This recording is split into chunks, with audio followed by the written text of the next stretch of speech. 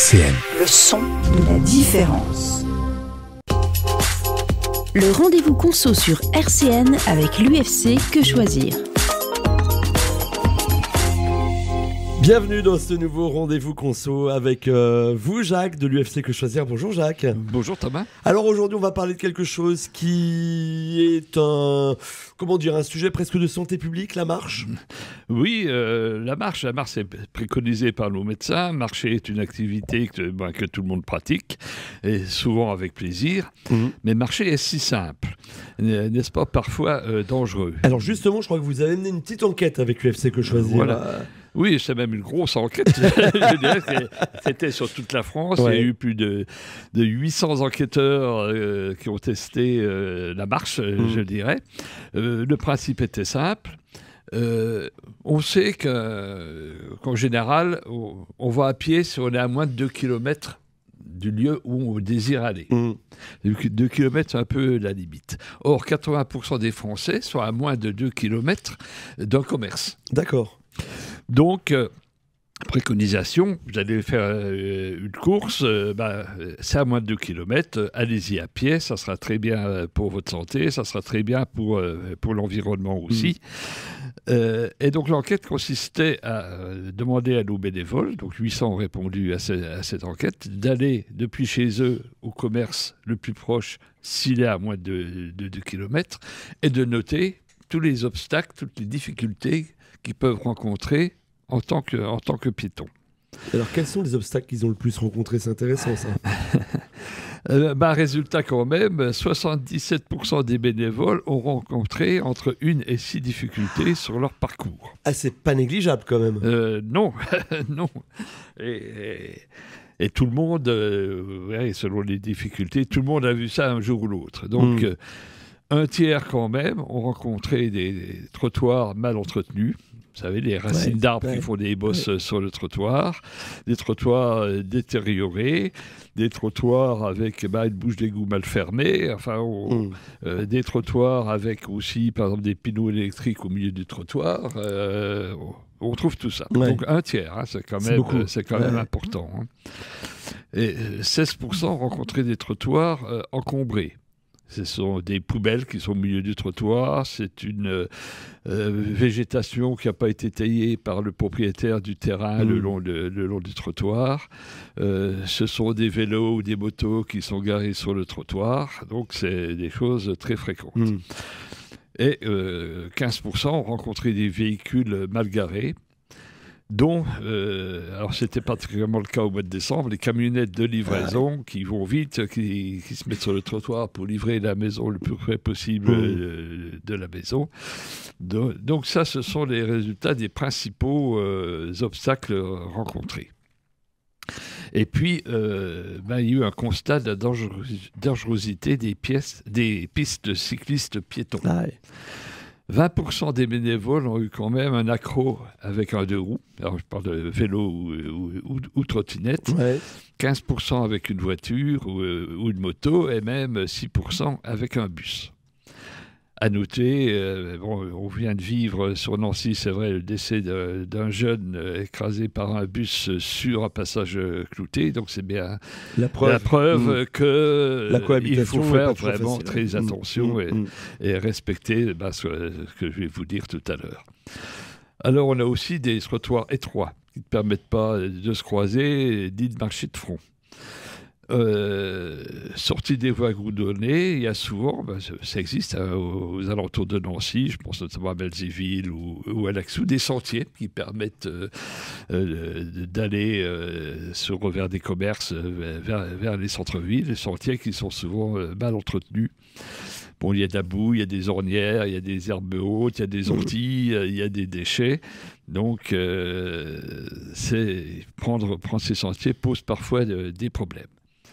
Et aussi, il y a les passages piétons qui ne sont pas assez nombreux ou qui sont mal placés au carrefour avec des automobilistes qui ne respectent pas toujours la priorité piéton. On peut rappeler quand même qu'il y a des amendes. Oui, 135 € et 6 points quand même de refuser la priorité à un piéton. Il n'empêche que ça existe encore. Oui, bien sûr. Et puis, souvent, il y a quand même des passages protégés par des feux piétons. Le problème, c'est que ces feux, ou que le passage piéton, il y a d'autres voitures qui passent, qui peuvent arriver de la gauche ou de la droite, qui ne voient pas forcément le passage piéton avant de tourner. Et ça pose problème aussi, même si le piéton est bien prioritaire. Et en France, on déplore que rares sont les feux, ça se fait beaucoup à l'étranger, où tous les feux piétons sont ouverts au même moment. C'est-à-dire, pendant 30 secondes, seuls les piétons traversent, les voitures ne passent pas les feux. C'est une chose qui serait à développer. Alors, Jacques, je sais qu'en 2002, il y a un plan vélo qui a été lancé en France. Oui, pour la période 2023-2027, donc on est en plein dedans. Mais ce problème, oui et non, c'est le vélo qui était privilégié. Ce qui était une bonne chose, parce que le vélo, dans certaines communes, Nancy notamment, était vraiment un peu à part. Les pauvres cyclistes souffraient pas mal. Ça s'améliore, ça s'est amélioré. Il faut pas le nier sans que ça soit encore c'est pas encore parfait, mais voilà. Donc, sur ce plan vélo piéton, qui est quand même 1,5 milliard qui ont été consacrés pour le vélo, et il y a eu 4 millions pour la marche. Donc, on voit la différence. Même si on est bien conscient que c'est plus difficile, c'est plus coûteux d'aménager pour le vélo que pour les piétons. Est-ce qu'on peut se faire un petit rappel des règles pour les piétons ? Parce que souvent, on a l'impression que le piéton, il est prioritaire, qu'il n'a pas de règles à respecter. Pourtant, il y en a. Oui, il y en a bien sûr. Vous avez l'obligation de traverser sur les passages piétons, sauf s'il n'y en a aucun à moins de 50 mètres. Attention, s'il y a un passage et puis à 10 mètres que vous traversez quand même, vous engagez votre responsabilité et le conducteur pourrait, lui, être exonéré parce que vous n'avez pas respecté le piéton, que le conducteur était, lui, attentif au passage piéton et non pas au piéton qui traverse plus loin. Il y a interdiction, bien sûr, de traverser avant que le feu piéton passe au vert. Et s'il y a un trottoir, il y a obligation de l'utiliser. S'il n'y a pas de trottoir, il faut marcher du côté gauche de la route, donc face au danger. C'est ce qui est préconisé. Oui, il faut voir le véhicule et que le véhicule vous voit en face. Voilà. Alors, en cas d'accident, Jacques, qu'est-ce qu'on fait ? En cas d'accident, dû à un défaut d'entretien du trottoir, par exemple, la mairie ou la collectivité locale est responsable.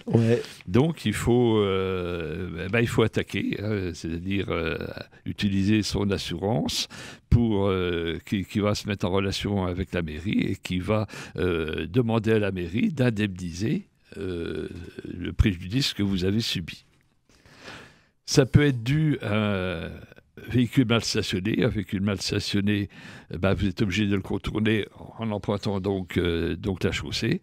Si vous avez un accident à ce moment-là, il faut faire un constat, même conseiller dans des cas-là, puisque surtout s'il y a un préjudice physique, d'appeler la police municipale. Il faut prendre des photos et la responsabilité du conducteur du véhicule qui avait stationné sera engagée. En cas d'accident de la circulation, les piétons sont quand même des victimes privilégiées ou même super privilégiées. C'est-à-dire que le droit est encore plus avantageux pour ces personnes-là. Les personnes super privilégiées sont les jeunes de moins de 16 ans ou les seniors de plus de 70 ans, ainsi que les personnes à mobilité réduite. Alors, dans cette enquête, il faut quand même aussi préciser, j'en profite, pour dire que c'est une enquête d'un piéton valide. Une enquête avec une personne à mobilité réduite, donc en fauteuil, aurait été encore beaucoup plus sévère, parce que là, c'est très compliqué. Parfois, ils ne peuvent pas rester sur le trottoir, il est difficile de ou parfois, pour aller d'un point A à un point B où c'est facile pour un piéton, il faut faire passer par le C, le D, le E, avant d'arriver au B. Voilà, c'est ça. C'est compliqué. L'enquête, c'est bien pour des personnes valides. Il reste le problème des chutes sans intervention dans la terre. Vous butez dans le trottoir, vous butez sur un petit obstacle dans le trottoir. On peut attaquer, mais il faut quand même savoir que les procédures sont longues et souvent aléatoires s'il n'y a pas de tiers identifié. Bon, vous avez quelques préconisations pour nos auditeurs qui pratiquent la marche à pied ? Oui, bien sûr. Déjà, pour les propriétaires de terrain qui jouxtent un trottoir, il faut tailler, il faut laisser la liberté de passage sur le trottoir. Donc, il faut tailler les arbres et arbustes pour qu'ils ne débordent pas. Les conducteurs de 2 roues doivent respecter le piéton, qui est quand même prioritaire sur les 2 roues. Et c'est vrai, on a eu énormément d'altercations avec des 2 roues, et tout le monde en voit des 2 roues qui roulent à fond sur les trottoirs. Pour les conducteurs de 4 roues, c'est respecter les zones de stationnement et s'interdire les trottoirs, sauf si la zone, ça arrive à empiètre le trottoir qui est assez large pour laisser passer un piéton. Quant aux livreurs, c'est simplement utiliser les zones de livraison et ne jamais empiéter sur les trottoirs. Il y a quand même souvent assez de possibilités à proximité des lieux où ils s'arrêtent. Alors, je conseille aussi aux élus, ils le font, il y en a beaucoup qui le font, soyons réalistes, c'est de marcher dans les rues de leur ville pour inciter les concitoyens à rendre la ville aux piétons. Et ils s'apercevront aussi en même temps de certains défauts qui pourront faire corriger. Et puis, donc, ce que j'ai dit tout à l'heure, mise en place et réglage du feu rouge pour laisser un temps où tous les passages piétons sont ouverts en même temps, ce qui permettra d'éviter de nombreux accidents. Et voilà, on a eu beaucoup de conseils quant à la marche à pied. Jacques, on vous en remercie. On le rappelle, soyez évidemment prudents si vous la pratiquez, cette marche dans les villes. N'oubliez pas de faire attention à ce qui vous entoure et puis peut-être de remonter aussi aux collectivités quand justement les terrains les trottoirs sont mal entretenus. Oui, c'est ça. Faut vraiment, pas praticables, etc. Il faut vraiment signaler les problèmes. C'est important. On pourra retrouver évidemment tous ces conseils en réécoutant cette chronique sur notre site internet www.rcn-radio.org. On peut aussi s'adresser, j'imagine, à l'UFC Que Choisir si on a envie d'aller plus loin sur la thématique. Oui, bien sûr. Nous, cette enquête-là, on l'a fait par nos bénévoles. Vous pouvez, si vous désirez participer à nos enquêtes ou participer à nos activités, nous rejoindre. Nous accueillerons avec plaisir. 67 rue de la Hache à Nancy. Merci beaucoup, Jacques. Et nous, on se retrouve la semaine prochaine pour un nouveau rendez-vous conso.